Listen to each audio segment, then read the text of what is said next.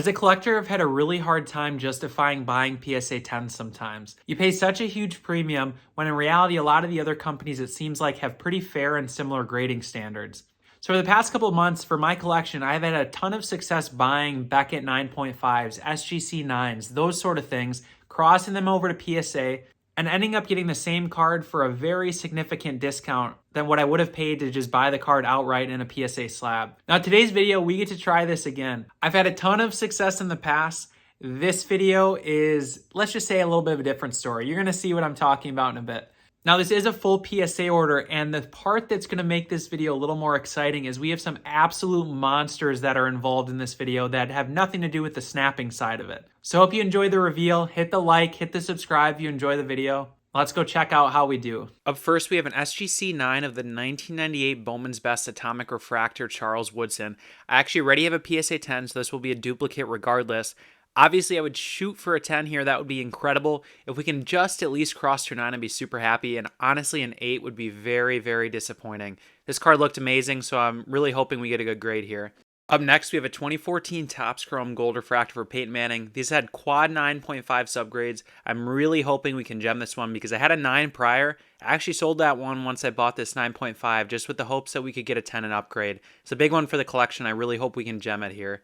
We all have those orders where you get a disappointing grade, and this Tom Brady was one of them. I really felt like this one should have gotten a 9, at least from what I remembered. It did get an 8 in a previous reveal. I want to snap it open and see if we can upgrade to a 9 because, again, I felt like it was in pretty nice shape. But I'll be honest with you guys, once I got it out of the case here, I realized the surface was much worse than I remembered. So I think it's deserving of an 8, and I really, really just hope we do not get a 7 here, to be honest. This may have been a big mistake on this card. All right, it's been a few months. We got our cards back, and I can't wait to show you how we did. Let's jump right in. So first off, we have a Chad Johnson Gold Refractor out of 2004 Topps Pristine. This one did get a PSA 8. So these have kind of a die cut edges, and typically these do not grade super well. Actually, a 9 is probably equivalent to a 10 basically on a set like this. This is a nice one for Chad Johnson. Not one for my PC. I did pick it up maybe originally considering, starting to collect Chad Johnson a little more. This one will probably end up on the eBay store to just kind of start funding and, pay for some of the other cards in here that I will be keeping. So up next, we have a few from the set that I really like and I've been working on. I'm approximately 1/3 of the way there. I have 50 out of 100 for the set, not including rookies. I'm not collecting the rookies, just the stars and legends here. So first of all, we have the Matthew Stafford. This one I picked up on eBay, got a really nice price on a buy it now. I just immediately grabbed it when I saw it pop up. And we did pull a 9 on this one. So these are really great because they're numbered out of 10, so there's not a lot out there, and they just really do not pop up. Now, what I noticed on this one that, again, was kind of the reason I wanted to put it before the next card, this one had, I think it was up here in one of the corners, it was basically lifted up. So if you look in the top right corner here, you can kind of see it's lifted right there. So I was like super confident that I was not going to get a 10, so I wanted to get that one towards the front of the order to kind of say like, I don't know if this works or not, but hey, greater, this is probably a 9. Maybe the next one behind it's a little better, which it was. Maybe you can give this one a 10, man. Let's do it that way. So I don't know if it works or not. I've had some success with it. It feels like sometimes, and other times it's like doesn't matter what order you put your cards in. But anyways, next we have an absolute monster of a card, regardless of grade.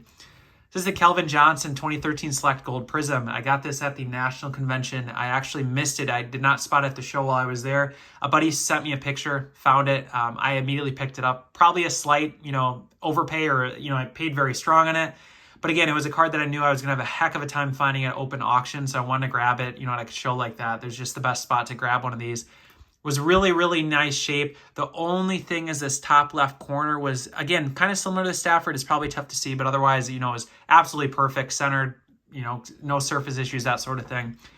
So yeah, when I opened this order, I absolutely freaked out because this one got a PSA 10. This card's insane because, again, I know I paid a lot for it at the National, but the last 10 of this one did $2,000, something like that. It's maybe $1,800. I did look that up using Card Ladder because I want to get an idea of like, wow, I just hit a 10 on this. Like, what would I have had to pay, buying this outright myself if I had wanted one in a 10?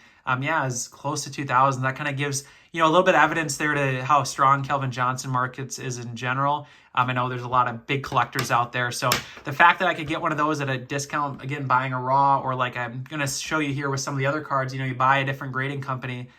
You don't always need to buy the 10. You can kind of make a 10 yourself. Find the raw copy or find the different grading company that still looks really nice. then you always cross it over if you want to. So this is a great little gold start to the order here. I think every card in this video is going to be serial numbered, which is pretty cool. I do like that side of this. And so the Tom Brady 2005 Finest Black Refractor. This was the PSA 8. Right when I snapped this one, I was thinking, dude, why did you snap this? It is totally an 8, maybe even a 7. So honestly, right here, I'm just hoping it isn't a 7 and I can at least get the 8 back. I was really shooting for a 9. I would probably keep it if it's a 9. If it's an 8, probably just throw it on eBay because I think I can get an 8 again pretty easily. The 9's the condition sensitive, very, very nice grade for this set. And just a reminder, again, these are out of 99, and we did pull an 8 again. So glad to just get the grade back. This is an example of, Austin, you dummy, why didn't you take better notes the first time you send this? Because on my head, I just thought, it is totally a 9. I totally remember this being a 9, but again, like I said, after I snapped it, and if I had notes the first time around, I probably would have written, well, dude, there's surface issues, in the center that you're just, it's going to get you an 8 every time. So that's what happened here. Still a very nice and obviously big card for Brady. One I'm definitely going to be upside down on, but that's just how it goes. I bought the raw hoping for a 9, which would be a great deal. Then it comes in not in the best shape, you get an 8. It's just how it goes. You win on the Kelvin, you kind of get hit on the Brady, but that's kind of how this, again, the whole grading thing goes. It is a risk. So next we have the Charles Woodson. This one is a duplicate for me. I have a PSA 10 already that I bought in a BGS 9.5, crossed it to a 10. So randomly, again, somehow I saw this SGC 9 on eBay. It's one of the only copies that have ever come up for sale publicly that I'm aware of. And the price just seemed like a no-brainer, made sense. So I picked this up.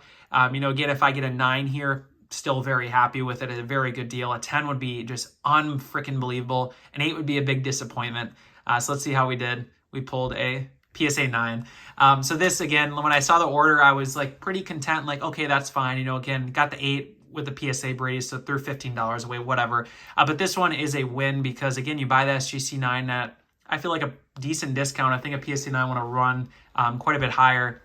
In fact, I get this in a 9. What I'm going to do with this one is I'm not putting this one on eBay. This will definitely stay in my PC / bring to National Convention for trade kind of bucket. This is one I want to make sure it gets in the right home, to a collector or someone who maybe I can, like I said, trade this into something that I really am looking for. Like a lot of these Michigan collectors, right, some of them also collect Calvin Johnson, or they collect obviously a lot of Woodson. I'd love to turn this into another rookie that I don't already have, considering I do have a 10 for this copy already. But I'll be patient with it. I'm going to hold on to this one for a little bit here. And like I said, try to use that in an intelligent way, maybe at the next national convention.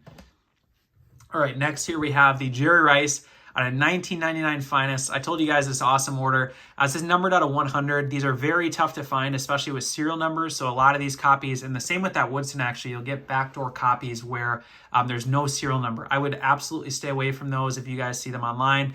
You might think, I can pay, a little bit less and get one without a serial number, but a lot of collectors do not want them without the serial number. They want the pack-pulled copies. So just a heads up there.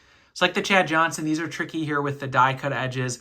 Typically a set that you can gem, but it's very hard. And I know this corner actually, if you can see, had a little bit of white there.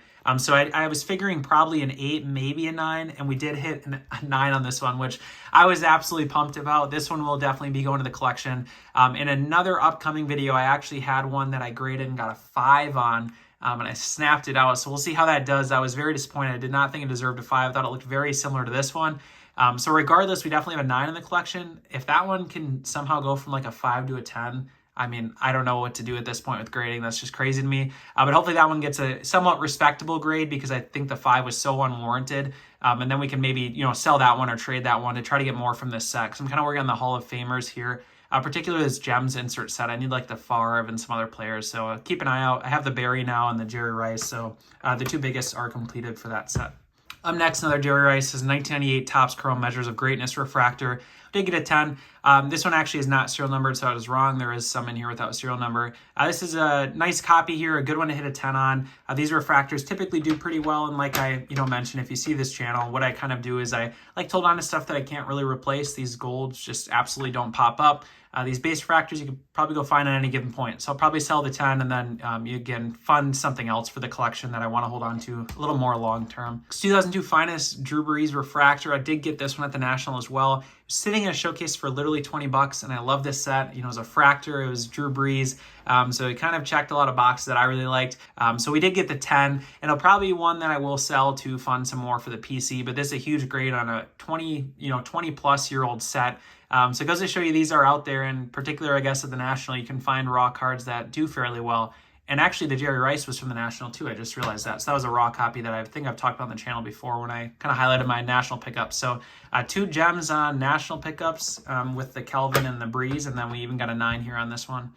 Next, we have a Tom Brady Refractor 2006 Topps Chrome. We hit the PSA 9. Not a ton to say about it here. Just, again, a short print Tom Brady. Something I picked up and was able to throw in here and get a 9 on. All right, another big, really awesome collection cards. This is Randy Moss, the Red Refractor 2008 Topps Chrome. If you aren't already aware, for basketball, these are numbered out of 5, I believe, but for football, they're out of 25. What I really like about this one is it highlights his 23 touchdown season the year prior. And obviously, this is a record that still stands today, so I just think this card's absolutely awesome. And we did hit the PSA 9 on it. I know these reds are tricky.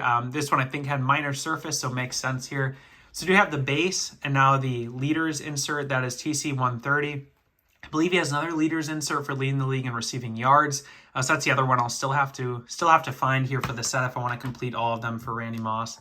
Another Randy Moss here, the 2013 Prism, blue Prism for decades of dominance. Just insert set, cool Vikings jersey, post playing years, but something you pick up for, somewhat reasonable, and for 15 bucks, why not toss it in here? And did gem it, so that was pretty nice. All right, next we have the Roddy White Gold X-Fractor. This is a PSA 9. I think I've graded one of these in the past. This one was off-centered, so I definitely figured a 9. This is numbered out of 399. A player, that I have mentioned on the channel in the past that surprisingly does not get much, if any, love. If you look at the stats from the 2000s, this guy was leading the league in almost every category for receiving over like a decade span. And only some categories, I think, were eclipsed by maybe Kelvin Johnson or Brandon Marshall, I think, are the 2 names that, in the longevity-wise, maybe beat him in some categories. But yeah, great player that, again, like I said, surprisingly no hobby love, but, cool-looking rookie there for sure. So up next, we have the Peyton Manning Gold Refractor. This is the one that I bought a 9.5 for a pretty good deal. Then I went and sold my 9 because I thought, you know what? If this one can 10, we can upgrade. If a 9's, I guess, whatever, we have the same card we just had. And so, again, this one looked really, really, really crisp. I thought maybe slight off-centering, and I'm not sure how PSA would hit that. Apparently, Beckett thought it was a 9.5 for centering, but I don't think so if you're looking at this. I think this is a little thinner than this side, and PSA unfortunately agreed. So you get the 9. This was not the greatest order when it comes to snapping cards out, and it kind of teaches me, just because you've had some luck in the past, doesn't necessarily mean you're always going to have success here. And all the kids are treating me very nice. It's great. Gee, I can't wait till I go to high school. Don't you say that. Don't you ever say that. Stay here. Stay as long as you can. For the love of God, cherish it. Jennifer, why don't you try reading out loud for a minute, okay? You gotta cherish it. You do. So Kelvin definitely makes up for this mistake here, but again, it's kind of a push because I had a 9, sold it, then I bought a 9.5 for maybe $20 or $30 more, and now I have a 9 again. So it kind of stinks, but again, hopefully, again, keep an eye out better next time. Like you can kind of tell the off centering. I don't remember in the photo if I could really see it, so that makes sense though. All right, some more sweet ones here. So we have the Sepia Refractor Kelvin Johnson, a PSA 9. These are numbered out of 99. Kind of cool touchdown photo here. Up next, we have the Black Refractor at $299. This is a PSA 8. We did hit on this one. Then we have the Blue Wave Refractor at 2015 Topps Chrome. It's a nice jersey match here. I did get the PSA 10, which is nice. Not numbered, but nice short printed jersey match color here for Kelvin. And then actually quite a few really nice ones here to end the order. So this is the Blue Pulsar Prism, for Tom Brady. This one did get the PSA 10. Hard to see with this lighting, but it's a very gorgeous set.